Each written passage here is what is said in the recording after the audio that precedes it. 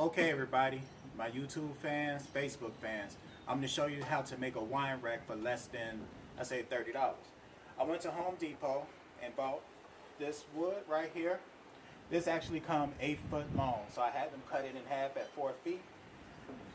And this only cost, I say, like $3.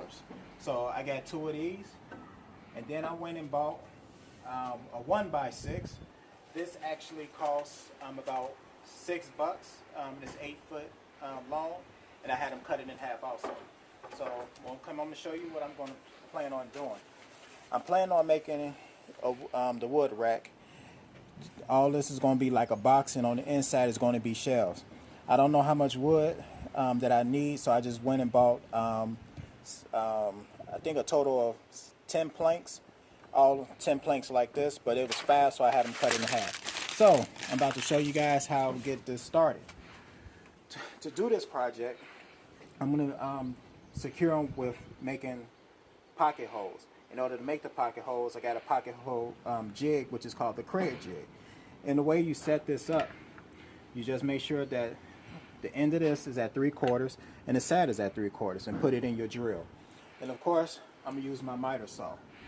And for easy cleanup, I have this attachment that goes on the back of the Craig jig. And what this does, I use my wet vac to suck up all the wood chips. So therefore, it's an easy cleanup. So I'm going to start cutting the wood, and I'm going to get started on this.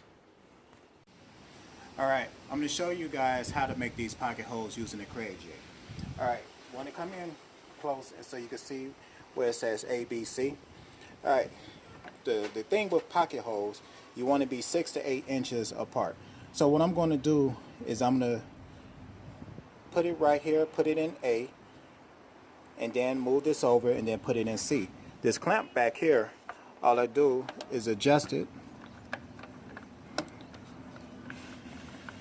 a little bit more, and that will clamp it down just fine, whatever gauge it is. Sometimes it takes a little bit more. There we go.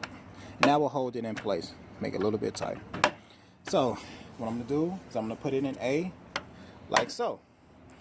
Now before I start this, of course I'm going to turn on my vacuum, and I'm going to show you how quick and easy this is.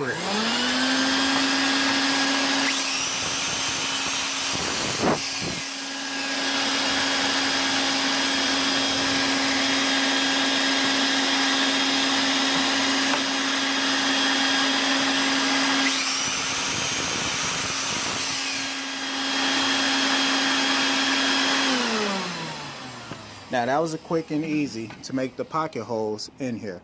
So let me just show you what the cleanup would be if, let me do the other side, if I didn't use my wet vac.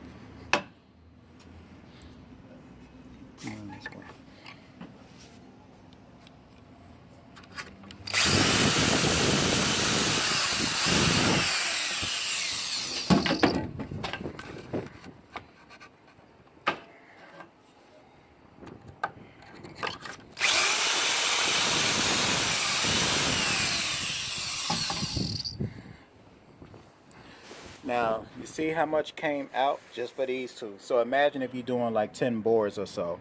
So this is why I like using the wet vac attachment on the back.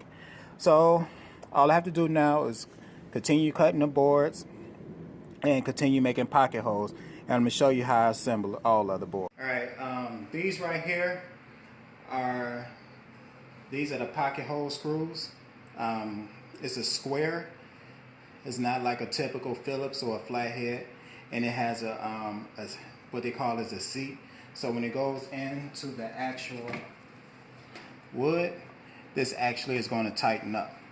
So I'm using my battery powered drill, low powered, because I do not want to strip the wood with my corded drill. I use the corded drill far as with drilling because it's more power. Now to hold this all together, this is like an angle clamp.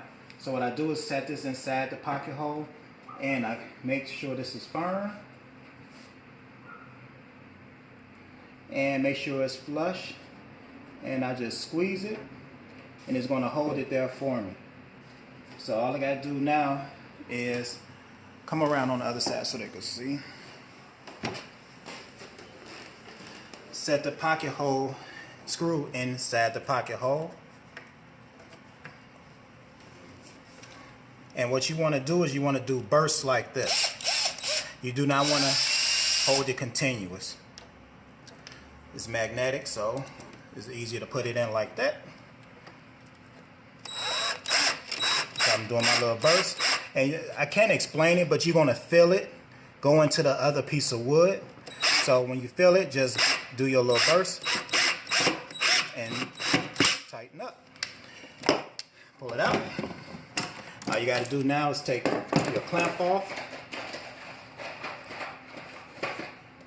and do your other wood. Well, not the other wood, but the other hole. I just hold it for security. It's already tight in there.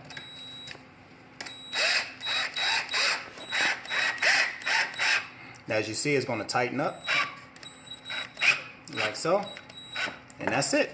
That's how you do it. So what I'm going to do now is I'm going to start making my shelves. I have my shelves already in place. Of course, I'm going to put the pocket holes down so you can't see them, and I made myself a spacer. So what I got to do now is hold it flush like that, and that's all I got to do. I'm going to continue cutting, and as you see right here, the other side of the shelf, what I'm going to do now is I'm going to screw the wood in. I'm going to cut it, fit it, measure it, and I'm continue going around like that because I don't have plans to do this. I'm just doing this off eye. So I'm just going to continue to cut, measure, cut, drill, and I will show you the finished. Alright, so now I'm basically finished the wine rack. So what I also did, I just took some wood and I just made a face frame around it, and I'll show you the reason why I did that a little bit later. So I'm actually going to show you this too. I put some extra wood right here in the back part. See, if you look at it this way, this is where I'm going to drill this into the wall studs. So you will see it all decorated and everything once I'm finished. Alright, I finished my wine rack. Got different sizes shelves, different boxes. And also, when you put this on the wall, make sure you go directly into the wood studs that's in the wall. I had a stud finder to easily help me do it. But if you don't have a stud finder, you'll want to go 16 inches on center with each wood stud. I went with a warmer stain than normal. I like dark colors, but I went with a lighter color. So with this, you could basically put different sizes of wine. And you could do also different, sizes of bottles of liquor. Goes all over. So that is my shelf that I had made. And also, I'm going to show you this real quick. I got this on eBay for 15 bucks. This is an LED light. So what I did was go around the whole border of my wine rack. It comes with a remote control. So now I can have different colors. My favorite color is green. You can make it bright. You could do some psychedelic colors, purple. You do multiple colors. So you can actually make it blink or whatever like that. So if you want to spice up a party, there you go. So this is my wine rack. Actually, I'm going to show it to you when it's real dark. Or actually, hold on, let me cut out the light. It's kind of bright out, but it looks a little bit better. So that's my wine rack. Alright, we just made a wine rack, so why stop there? Let's go on and make something where we could put our glasses on. A glass rack. So what I have right here, I went to the store. You can zoom in, come in closer. I went to the hardware store. I bought a 2x2 half-inch plywood, which cost $6. This crown molding right here, it came in one long piece. I had them cut it in half, so that was $10. And each one of these dowels, this is a 3/8, and it's by 48 inches. I got 5 of these for $1 each. So if you really think about it, that's 10, 16, 17, 18, 19, 20, 21, probably $25 with taxes just to make a glass rack. So I'm going to show you how to do it. Alright, so what we're going to do now is we're going to make the crown molding, but we're going to make it go all the way around. We're going to make a border.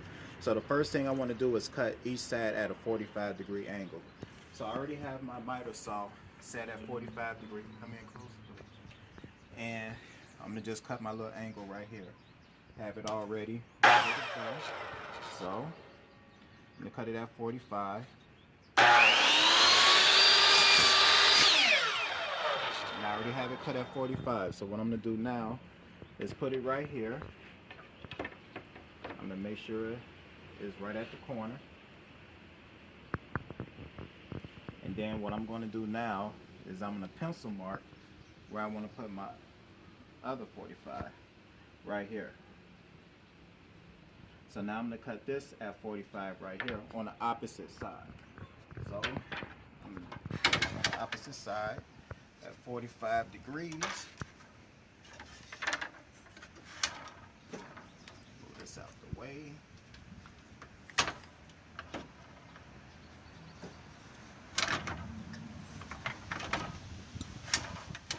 It's set to 45. Find my pencil mark. It's right there.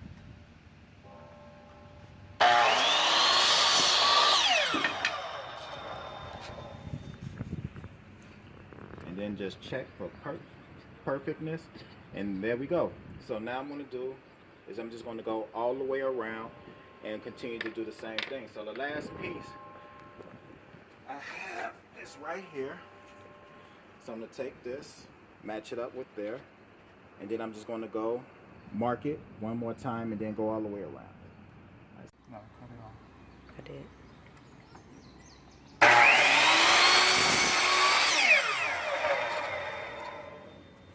Alright, so now I'm just checking for flushness on all equal sides, make sure everything fit good, and it does. So that's the whole border. Now all I got to do is glue it down, and then now what I'm going to show you next is what we're going to do is we're going to cut these to size. So let's glue this down, wait about 30 minutes, and then we'll be okay. Alright, so when I was cutting, I got a couple of burrs. So what I was going to do is take a 400 grit sandpaper and just, knock the burrs off, like so. Go in a little groove right here. Go all the way around it. And the same thing with the other side.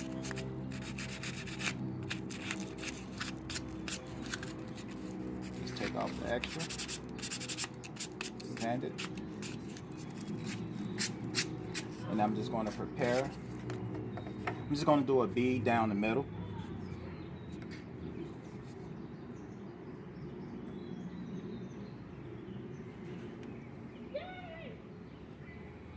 And make sure I get my corners very well.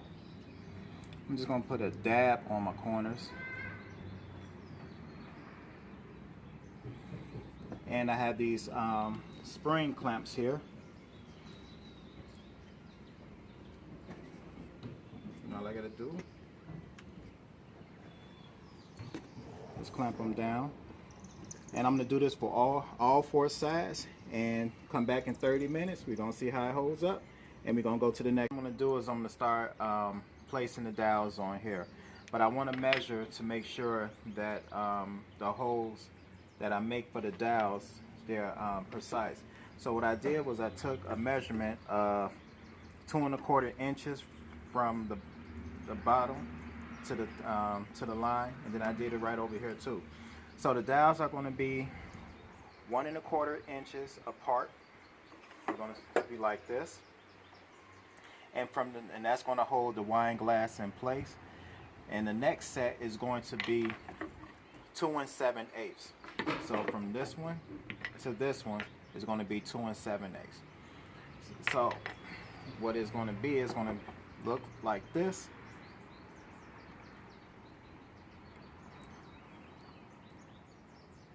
And of course, let me turn it this way so you can really see how it's going to look.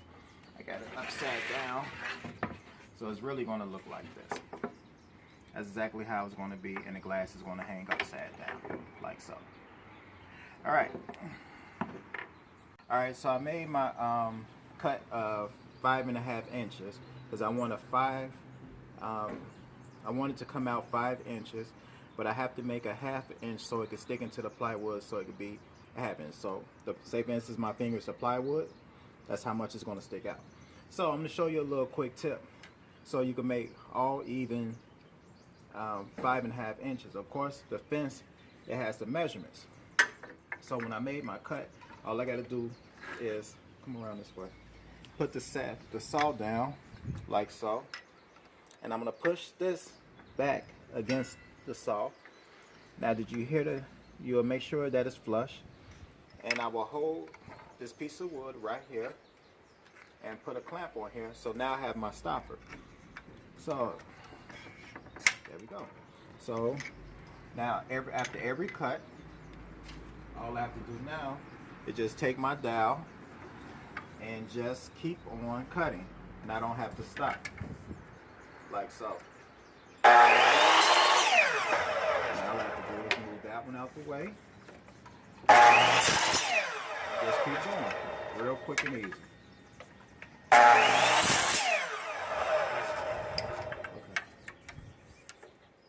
So since I have a 3/8 dowel, of course I'm going to use a 3/8 spade. This is called a spade bit. I'm going to show you a quick tip on as far as with drilling a hole and through here.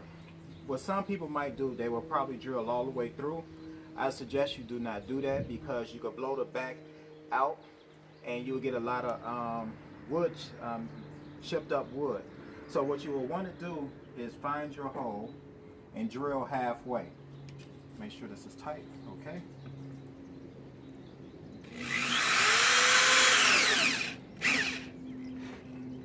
Okay, I drill halfway. Now, of course, all this blue shaving is going to come out because this is a new bit. So, what I want to do now, since I did that, I want to flip it over and drill on the other side, since I have my hole. And that way, you will never have any problems with the wood chipping out. You see how it burned out just a little bit? Now, if I didn't do that, I would just, it would be a little bit more burrs coming out. So that's one way of doing that. So what I'm going to do now is I'm going to drill all of these holes, and then I'm going to come back a little bit later and show you how to insert the dowel, like so. See? Perfect. Okay, so now I'm finished drilling all the holes. I'm just going to get all the dust out.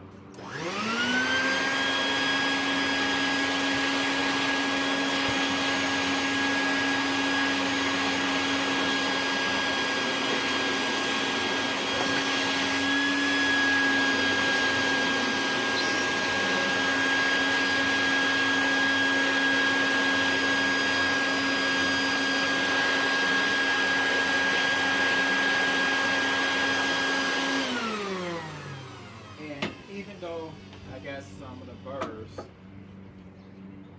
What I'm going to do now is I'm going to sand this. Gotta find, get my sandpaper. It's going to sand this down. Now, if you have burrs that's on the inside, that's okay, as long as they're not on the outside. Just smooth it down. One example right here. That's okay because you're going to push the dowel in there. So I just want a smooth surface around it.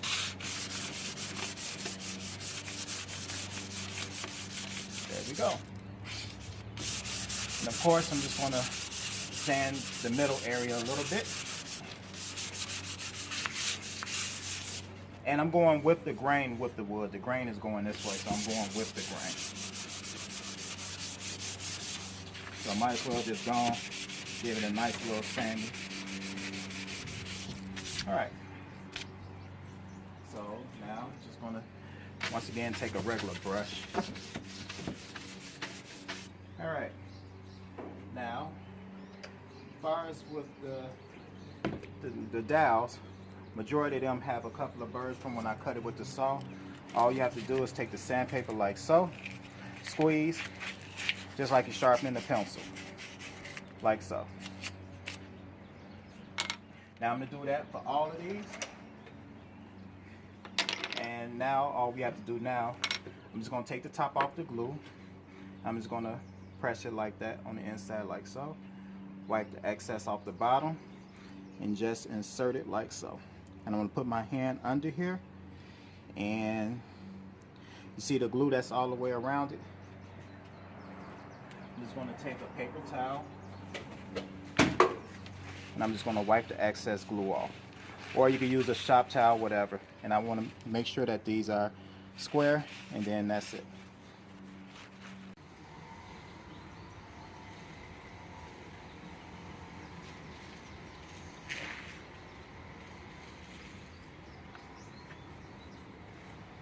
And what I'm doing is just a little quick hint. I'm just twisting it to make sure all the glue is on there. And then once again, just wrap around the edges with a moist towel or cotton towel. And what you want to do, if it's a little bit loose, just go on and straighten it up. Make sure all of them are straight, and we'll come back in 30 minutes after it dries. I have a Kona semi-gloss stain, and what I'm going to do is I'm going to start working on these pegs first and wipe any excess off with a soft cloth. And I'm just going to go through all this, and then when I'm finished staining, let me just show you. Oh, and when you staining, make sure you wear some gloves. So I'm just going to go just like so all over the pegs. If it drip on the wood, I just go on and just do like that so it won't make a dark stain. Then I just take this, wipe the excess off, and then so forth. So when I'm finished, I'm going to show you the finished product with the glasses on it. Alright, I finished my wine glass holder. I finished my wine rack, and actually my wine rack, as you can see, is a lighter color than my wine glass holder. I just wanted to make it darker. And of course, I remember doing this from, you know, the kitchen days. So I'm going to show you how basically this actually goes. You actually hold them and it slides right on there, just like so. And I'm going to put all these on here. And I made it to hold 10 glasses. And of course, if you want them to hold a little bit more, you will make it bigger. So this is how it's going to go. And actually, if you want it, with the video, I know I cut these, you could actually make these longer to hold 2 glasses, but I just wanted to do 1. So there we go.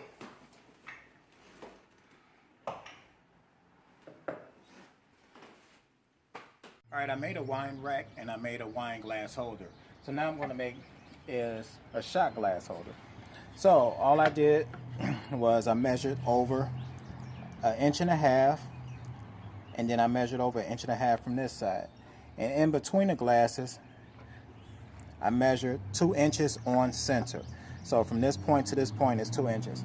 And what I have here, I have 1.25 inches. Well, this used to be making cabinets, the holes for to put the cabinet hinges on. So this actually fits the bottom of this perfectly. So after I do that, drill a hole, then I'm going to use my Dremel tool to actually sand it out. I'll show you how I do it so far. So all I'm going to do, got these spring clamps. So I'm just going to clamp one side down. Now I clamp it like right here. Now I do it on this side. And what I'm going to do is go around the board. This have a pivot right there. So I match that up on here like so.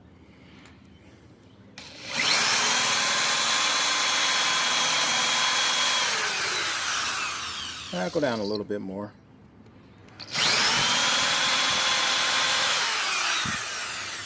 And actually, this is going to sit this down nice and perfectly.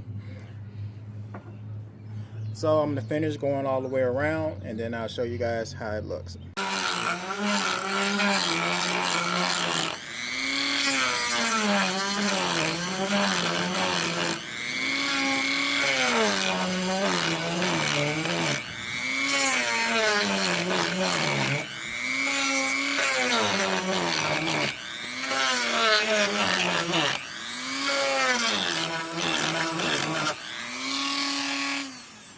Alright, now I'm finished with this.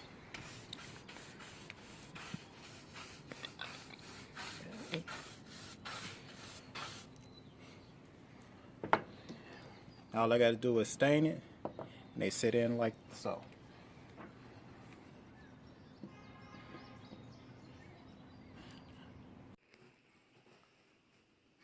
Alright, I finished my shot glass holder.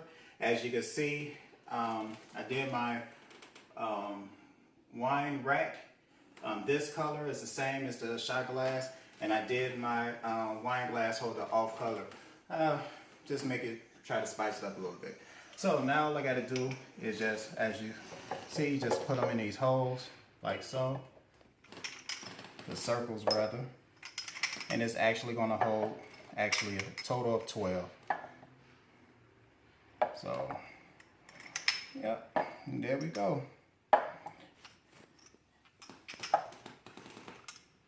A lot more than 12. 1, 2, 3, 4, 5, 6, 7. All right, so a total of 14. There we go. So now I have all of this all together. I have my wine glass holder, shot glass holder, and my wine rack. And I want to thank my daughter Michelle for actually doing all this for me. All right, there she go. She just wanted to be in there. Well, actually, she recorded everything. All right, there you go. So when I get my party on, this is exactly how it's going to be on my wall. Of course, I'm going to do some more designs and everything. So thank you all for watching and paying attention to my annoying voice.